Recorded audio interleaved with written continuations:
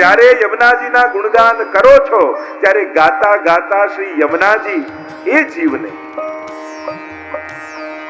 પોતાના નામના સંસર્ગના પ્રભાવથી વ્રજ ભક્તનો અધિકાર આપે છે. એટલે તમે ભાગવતમાં પણ અધ્યયન કરો ને, જ્યારે કાત્યાયની વ્રત આદિ કર્યું અને ચીરહરણનો પ્રસંગ આવ્યો ત્યારે ગોપી શબ્દ વાપરતા જ્યારે યમુનાજીમાં ડૂબકી ગોપીજનોએ લગાવી ત્યારે એમના માટે શબ્દ પ્રયોગ કર્યો ભાગવતમાં વ્રજાંગના. હવે આ ગોપીઓ વ્રજાંગના થઈ ગઈ, એટલે કે હવે રાસની અધિકારી થઈ. તો કે ગોપી અને વ્રજાંગનામાં ફરક શું? તો કે ગોપીઓ હતી, હવે વ્રજાંગના એટલે યમુનાજીમાં ડૂબકી લગાવી એટલે વ્રજા એટલે યમુનાજી. યમુનાજીનું એક નામ છે વ્રજા, અને હવે વ્રજાંગના યમુનાજીના અંગ રૂપ થઈ ગઈ એટલે હવે રાસની અધિકારી થઈ.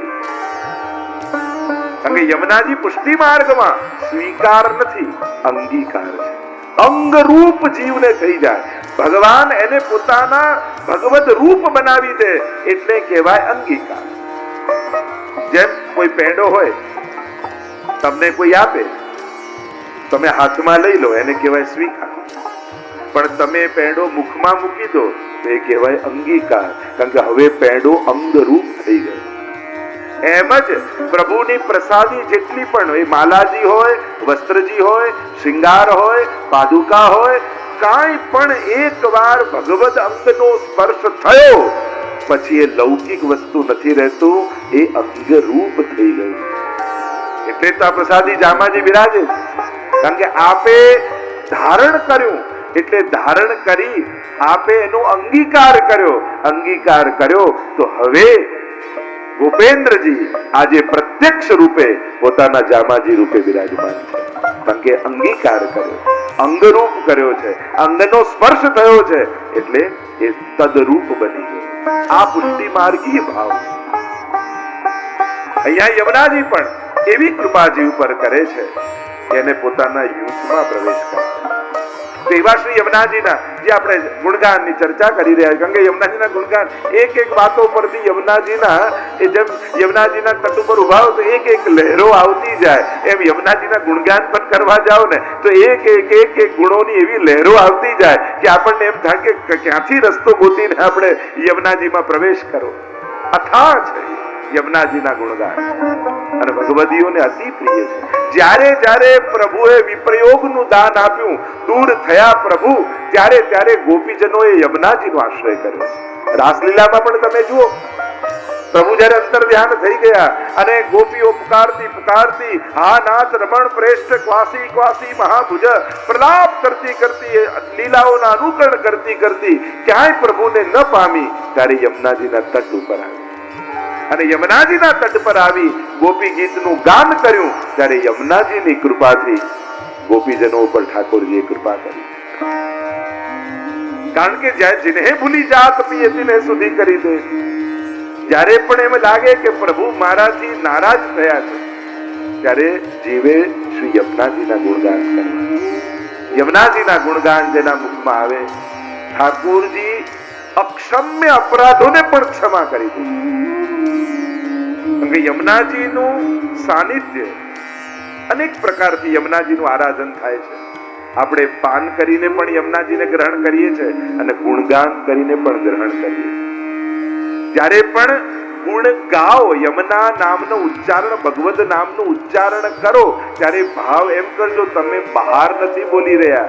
જેમ કોળીઓ ને ઘૂંટડો ગળતા હો ને, યમુના પાન કરતા હો ને, એ રીતે એક એક નામને ભીતર ઉતારી રહ્યા છો, એ રીતે યમુનાજીના નામ લેજો. પ્રાય આપણને એમ થાય કે પ્રભુનું નામ લેવું એટલે જાણે આપણે એક એક ભગવદ નામ બહાર કાઢીએ, અને બહાર કાઢીને ઘણી લોકો માળા કરી નાખી, પાઠ કરી નાખ્યા. મેં કીધું બધું નાખ્યું, કંઈક રાખ્યું હોત તો સારું થાત. આપણે બોલવામાં તો એમ જ કરીએ, સેવા કરી નાખી, પાઠ કરી નાખ્યા, માળા કરી નાખી, બધું નાખી દીધું. નાખવાનું નથી, રાખવાનું છે. કાઢવાનું નથી, ગળવાનું છે. યમુનાજીના આપણે ત્યાં ગુલ્લા નથી થતા, યમુનાજીના પાન થાય છે. ભગવદ નામના પણ કોગળા ન હોય, એના પાન હોય. એટલે જ્યારે જ્યારે એમના નામ લો ત્યારે એવો ભાવ કરજો, આ નામ ગયું. જેમ માળા અંદર જાય ને, માળા જ્યારે ફેરવી આપણે એમ બહાર ધક્કો નથી મારતા, માળા ફેરવો તો કેવું અંદર તરફ લો છો ને, એમ જ્યારે એક એક મણકો અંદર લો ત્યારે ભાવ એ કરજો કે એક એક નામ મારા હૃદયમાં જઈ રહ્યું, ભીતર જઈ રહ્યું, ભીતર જઈ રહ્યું છે. ત્યારે તો તમારું હૃદય ભગવત નામથી ભરાઈ જશે. અને એ જ્યારે છલકાય ને ત્યારે નામ બહાર નીકળે. આ અમારા અષ્ટ સખા ભગવદીઓ જ્યારે ભગવદ નામ અંદર છલકાયું અને એ બિંદુઓ બહાર પડી જાય. વલ્લભ કહ્યું કે અમૃત રસ પ્રવયો શ્રી વલ્લભ મુખ માધુરી તાહી પિયો વિઠ્ઠલેશ અતિહી અઘાય કે और रंच दियो दैवी जीवन को. तो ये जे सुधा છે જે વલ્લભ રૂપે પ્રગટ થઈ ગોસાઈજીએ પાન કરી અને નિજ જનોને વાંટી છે, એ સુધાનો માર્ગ આ પુષ્ટિ સૃષ્ટિનો માર્ગ છે, આ સકલ સૃષ્ટિનો માર્ગ છે. શ્રી ગોપાલલાલજીના અનેક વચનામૃતોમાં પણ રાસલીલાનો વારંવાર કેવા સુંદર ઉલ્લેખો ગોપાલલાલજી વચનામૃતમાં કરે છે કે આ કઈ લીલા છે, કેવો ભગવત ભાવ છે કે ઠાકોરજીએ કયા ભાવે આ ગોપીજનો પર કૃપા કરી છે. વારે ઘડી ગોપાલલાલજી એનો ઉલ્લેખ કરે. તેવા શ્રી યમુનાજીના ગુણગાન તો અથા છે. અને સહસ્ત્ર એ ગાતા ગાતા મને પણ એમ સહસ્ત્ર સ્નાન ક્યો ન દઈ વિધાતા, આ હજારો જીભ કેમ ના આપી કે જેથી ગાયા જ કરીએ, ગાયા જ કરીએ, ગાયા જ કરીએ. ત્રણ વસ્તુ બહુ મહત્વની છે આપણે.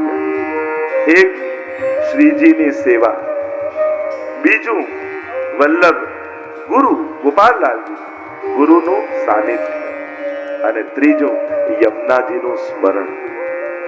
આ ત્રણ વસ્તુ જેના જીવનમાં બની રહેશે એના ઘરમાં ક્યારેક કલયુગનો પ્રવેશ નહીં થાય. આ ત્રણ વસ્તુ છે, શ્રીજીની સેવા, ગુરુનું સાનિધ્ય અને યમુનાજીનું સ્મરણ. કારણ કે શ્રી યમુનાજીનું જેને ચિત્તમાં સ્મરણ છે, यमुना के संभारे ते यम नहीं संभारे है और यमुना के विसारे ते यम नहीं विसारे. જે યમુનાજી ને સંભાળે ને, ત્રણ ચાર શબ્દો છે, સંભાળે, સંહારે.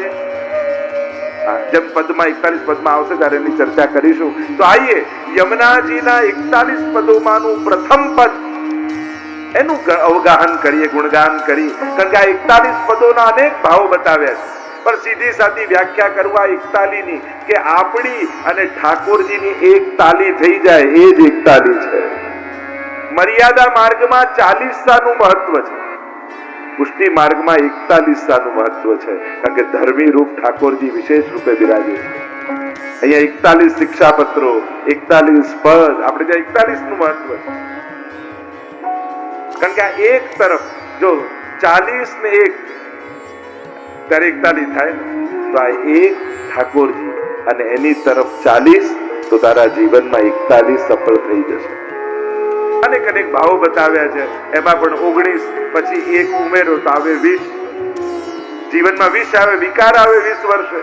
પણ જો 5 વસ્તુ રહે, ભગવત સત્સંગ, ગુણગાન, ભગવદીઓનો સંગ, ઠાકોરજીની સેવા, યમુનાજીનું સ્મરણ, તો 20 ને 5 25, તો જ આ 20 પચશે 25.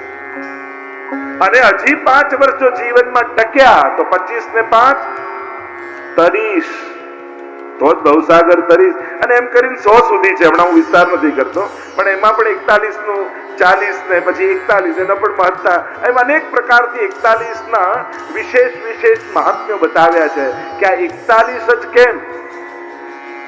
પ્રમાણ, પ્રમેય, સાધન અને ફલ. આ ધર્મી રૂપ પ્રભુ અને આ શ્રી યમુનાજી, અને પ્રમાણ, પ્રમેય, સાધન અને ફલ. કોઈ વસ્તુની પ્રાપ્તિ માટે જે મહાપ્રભુજી ચર્ચા કરે છે સુબોધનીજી આદિમાં, તો આ બધા જ પદો આ પ્રકારથી ભાવ બતાવ્યો.